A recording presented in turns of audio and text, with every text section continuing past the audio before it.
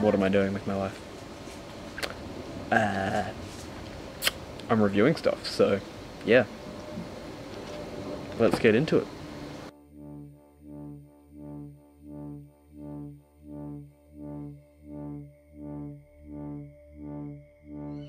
This is what we're reviewing today. The FrSky R9M transmitter module. It's 900 megahertz transmitting module from FrSky. Same peeps who did the Tyrannus, you know, thing we all know and love.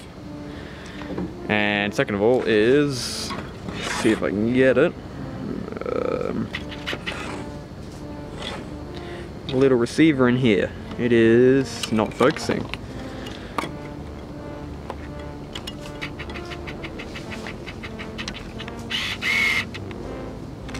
Whatever.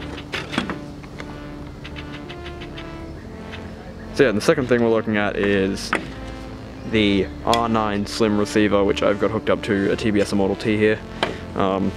It is hooked inside there. I've actually got an XM Plus strapped to the bottom. That is something I will talk about later. But I've got a full redundancy setup going, which is something I haven't seen anyone do before. So that's all, I mean, pretty standard stuff. Not much to kind of talk about with a receiver, but standard receiver, UFL, 900 megahertz, works with the Model Ts. Good fun. Alright, so in terms of specs, the R9 is a 900 megahertz transmitting and receiving setup. The transmitter module itself, the R9M, does 10 milliwatt, 100 milliwatt, 500 milliwatt, and 1 watt output. What else?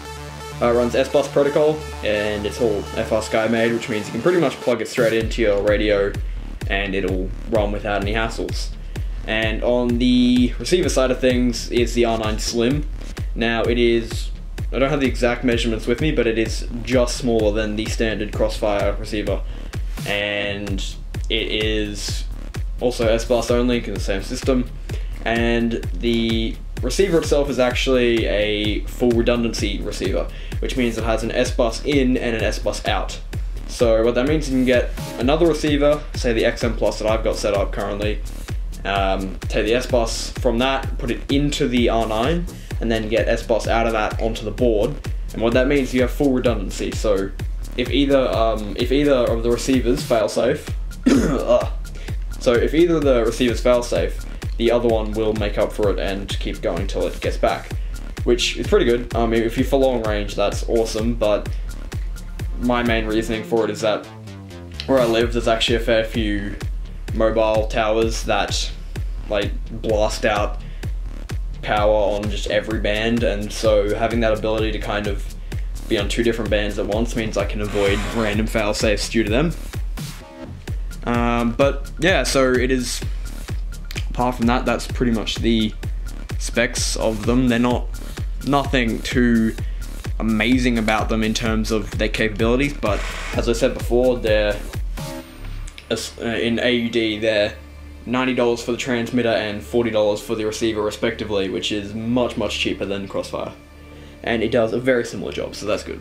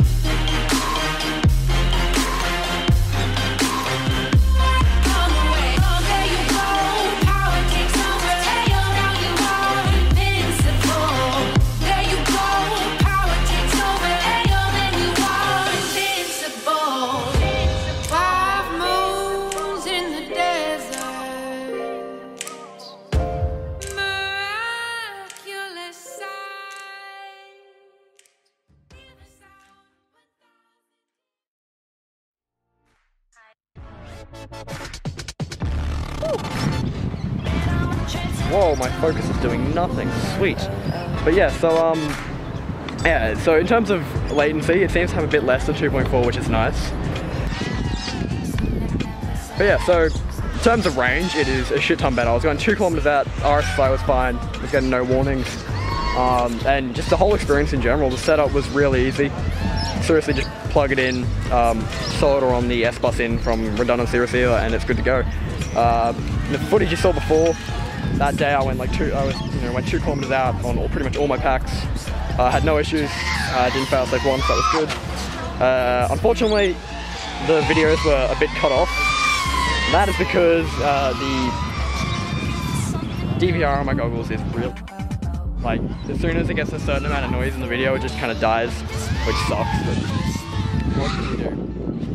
But yeah, so it's pretty good. I recommend you go get it. And you can also get them from Multirotor and Sanity for the prices that I mentioned. I'll leave a link below in the description for that. And also the winner of the 50 subscribers giveaway, and I'm a bit late to this, I've already actually given them the prize.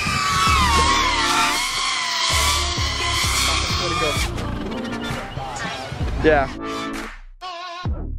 Yeah, so the winner of that was Killer G FPV. So yeah, I drew that and I told him, so that's why I kind of been really late to it. I already sorted it out, I didn't really have any motivation, but yeah, that's who won it. So yeah, I should stop saying yeah. See you guys next time.